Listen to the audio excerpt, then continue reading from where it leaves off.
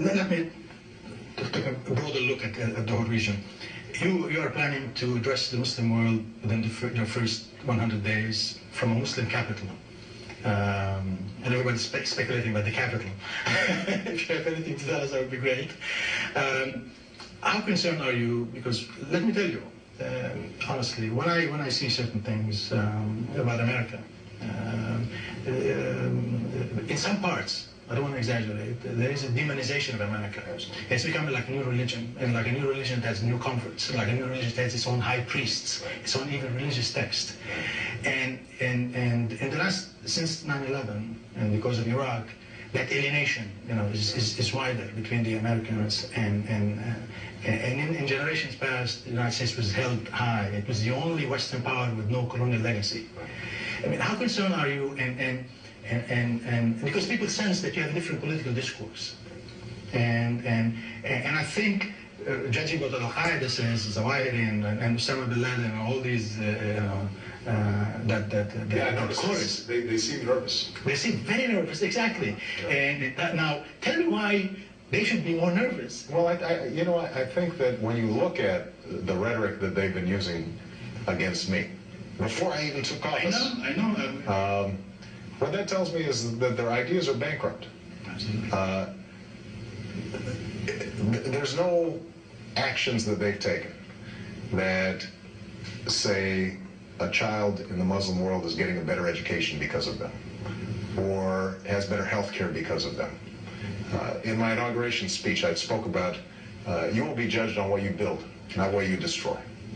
And what they've been doing is destroying things. And over time, I think the Muslim world has recognized that that path is leading no place, except more death and destruction. Now, my job is to communicate the fact that the United States has a stake in the well-being of the Muslim world, that the language we use has to be language of respect. I have Muslim members of my family. I have lived in Muslim countries. The largest one. The largest one, Indonesia. And so what I want to communicate is the fact that in all my travels throughout the Muslim world, what I've come to understand is that regardless of your faith, and America is a country of Muslim, Jews, Christians, non-believers, regardless of your faith, people all have certain common hopes and common dreams.